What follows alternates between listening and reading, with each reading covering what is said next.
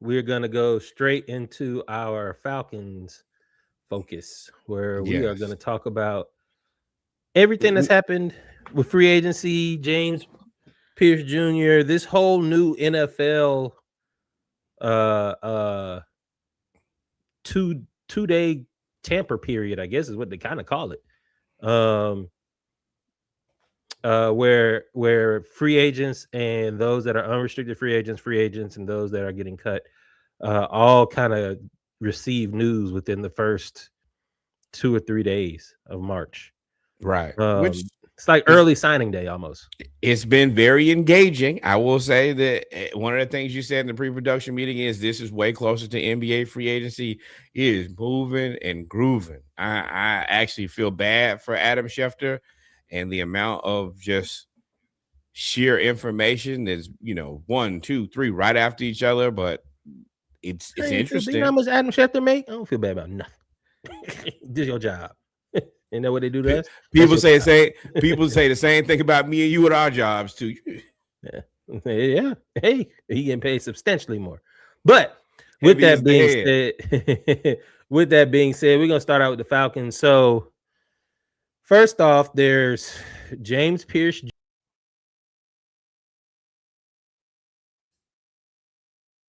James Pierce Jr. news that's just not good. I don't know if you have the graphic for that. No, I it was gonna be too small to read. I'll give y'all a brief summation of what happened.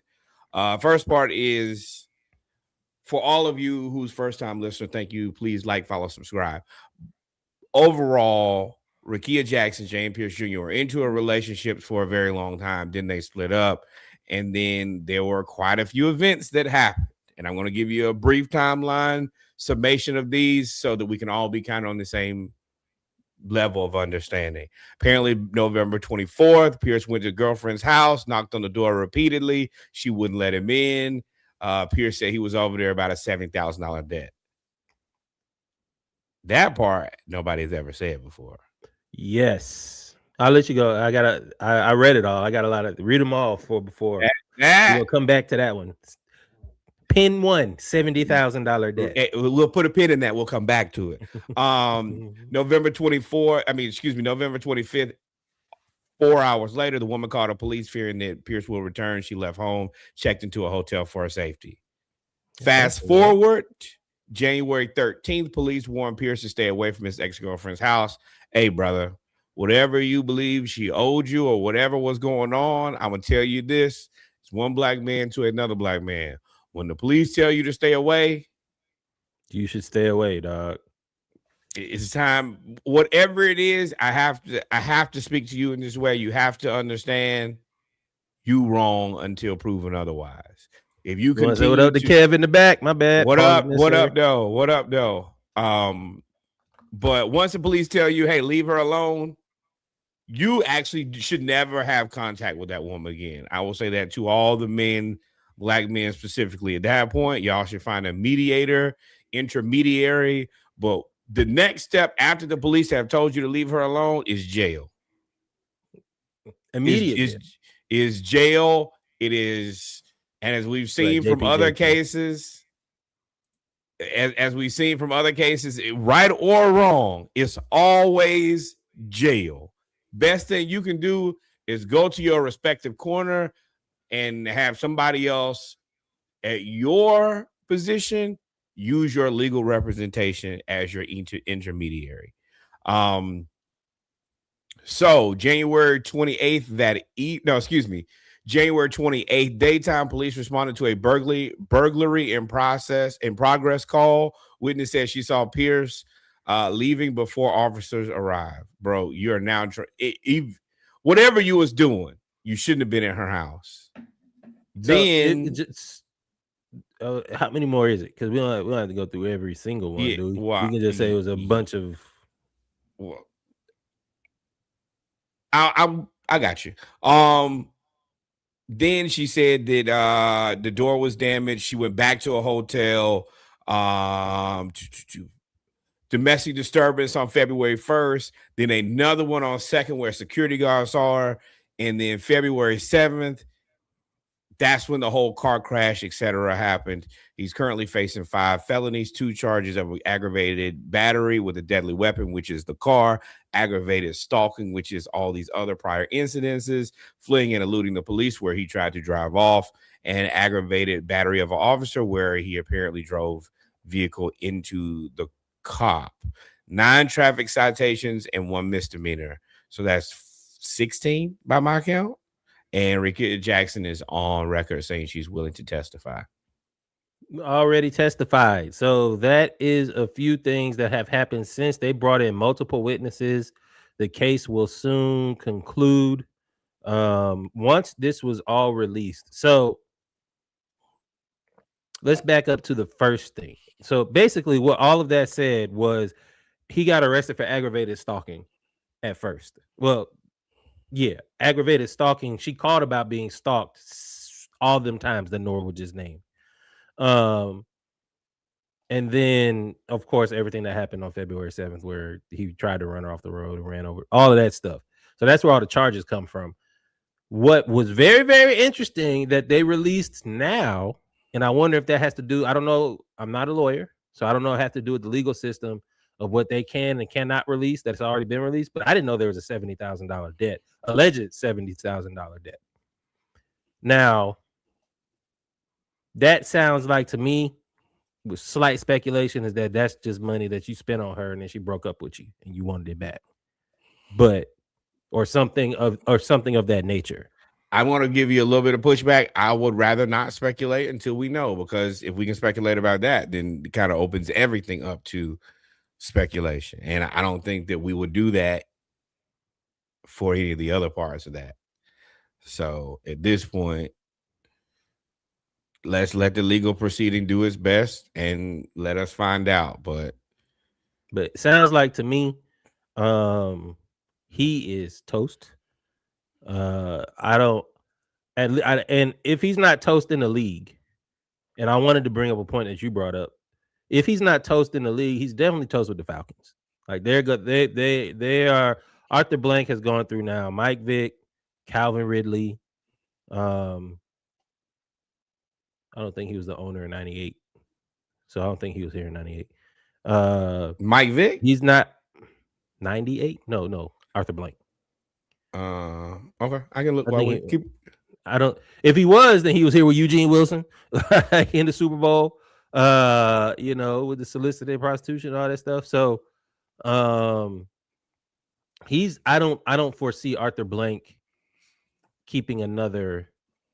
He probably went against what he was thinking about anyway to get JPJ with Terry Fontenot, and now that it's blown up in his face for again, this is just not going to happen. 2002 for Arthur Blank. Okay, so he's definitely not going to get keep JPJ. It's a wrap for the Falcons, and honestly, it should be, because and Terry, we've been advocating for you. We don't think you should have gotten fired. If this has been happening this long, and I'm sure with the way the NFL knows everything about you, right? All professional teams know everything. That means then you knew about it. Irresponsible. Allegedly. Irresponsible. Very much so. Irresponsible. And no, and this is things that you have to know as the GM of a football team, and you watch these guys and you know all the rest of these things. And I'm not gonna say I'm sure, but I think it's highly likely that the police reached out like, hey, by the way, somebody knew. Yeah, there's no way they didn't know. There's no way nobody knew. He got a record. You gotta report that to your job. That's right. They report that stuff. Right. They still a corporation. Correct. I think what it was, they were too. I mean, you're already on the hot seat, and playing well. That's the other part. You're already on the hot seat, and I'm talking about Terry and why they could possibly excused it or looked past it. You were already on the hot seat anyway, and you traded away a first-round pick to get him, who already had issues in college that was highly noted, which is why he fell. And I just told y'all Arthur Blank don't really do character issues anymore. and you could somehow convinced Arthur Blank to do character issues. Well, let me tell you. And brother, I just have to say, $70,000 ain't worth your career, and it Well, seems your like that's what signing bonus was millions of dollars. I agree. Now, the other part about that is, if you say she owes you $70, I am intrigued to hear why she owes you $70,000. I already gave you mine. I gave you why I feel I what I want, I felt. want, I want to hear from him because, Oh, we and ain't from hear her.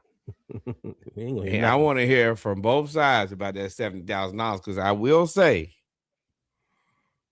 but this is the thing: if you really felt that way, you should have found her brothers and whooped they ass. I don't know. She that tall. They ain't small. Well, I guess he ain't small either. But Right? Yeah. Like now, gladiators.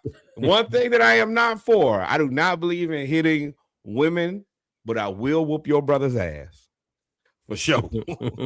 So hey, send your daddy, send your brother, send your cousin, send your uncle. Somebody out here, we're gonna get peace out of confusion. But you, What do ma'am, you not think you. they're gonna do for sorry, I didn't mean to cut you off. I didn't want you to No, you're transition good. to free You're agency. good. What do you think?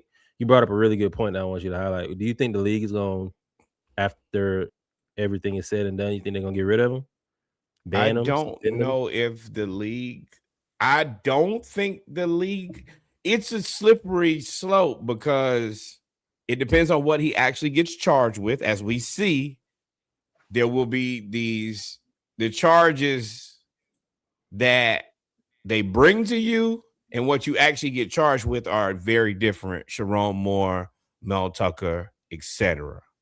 So it depends on what he actually gets charged with. Then it will be up to the league as to, I don't think that they'll just like outright ban him depending on what he did. But I think at the end of the day, this will be something where it'll get pled down. He probably won't do a lot of jail time, but it just will be a situation where most teams won't. It'll be like a kind of like Kaepernick, but different, where it's like, oh, we have this gentleman's agreement that nobody does anything with him because Oh, the risk is too high. Like I said in the group chat in pre-production, we've had basically 3 suicides from players in the last year. And if you add, that's a lot. It's awful and it's a lot. This, I don't want to speak this into existence, but if he does something and unfortunately, like Lacey, feels like you're out of options, this thing goes super bad, like the worst case scenario ever in sports. A relationship between a WNBA player and NFL player just goes south, and nobody wants that. So, no, I think that most it's teams already will. south. They don't want it to go where you talking about. Yeah, It's yeah, yeah. they already on the highway. I'm talking But about way below the equator, but yeah, like that's yeah. the thing. I think that, and I think that Goodell kind of tells them without telling them, "Don't you do that." Uh yeah, I think that is something you got to think of, but ultimately at the end of the day, Arthur Blank has the final say so, and Goodell works for Blank. So it's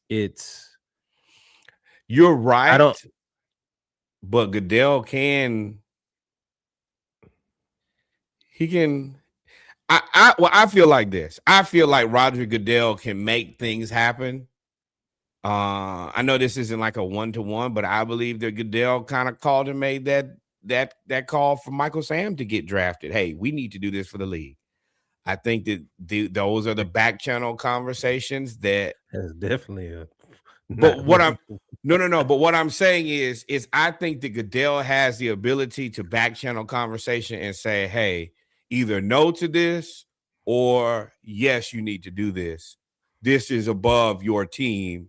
This is something for the league. And I feel like he's gonna tell those guys in a non-recorded conversation, hey, don't y'all sign him. What do That you puts mean don't that y'all sign him? because you're gonna have to tell because Jerry will sign him. Okay. So you're on the thing of they'll just have a gentleman's agreement to not sign. Yeah, that's what. Okay, we agree. Yeah, ain't nobody gonna sign it. I think the whole thing of you got to watch the Raiders and you got to watch the Cowboys though. Well, yeah, but the whole thing with the whole thing about the 3 players that had the unfortunate incidents is what I would get to, because of for him to go through all of this is a very strong mental state.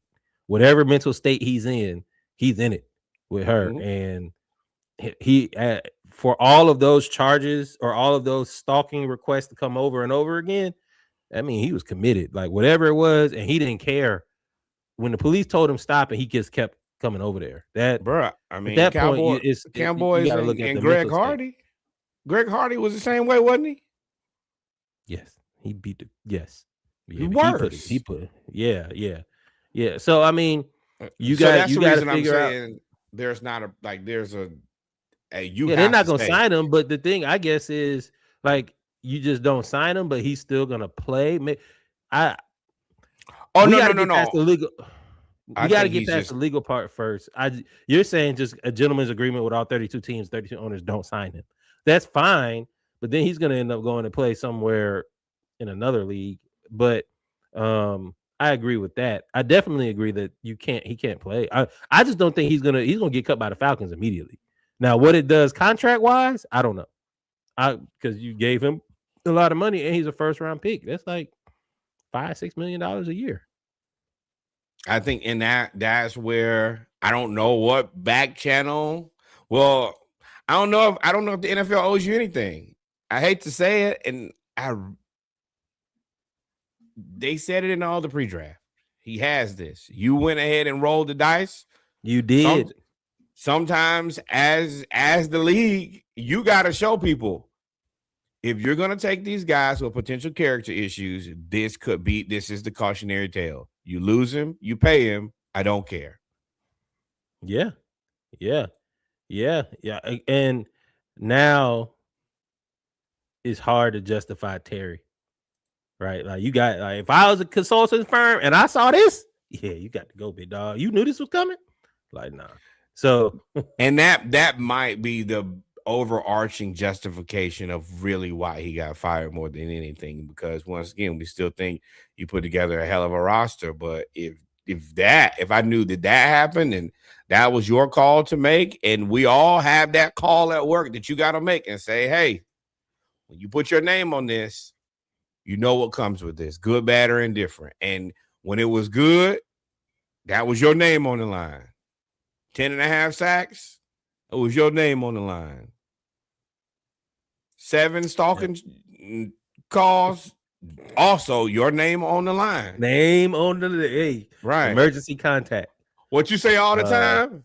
You hitched your wagon. Lord, and we said that it was like a lot of stuff could get you fired, and everything we said is gonna get you fired got you fired. But with that being said, T's and P's, everybody involved, of course.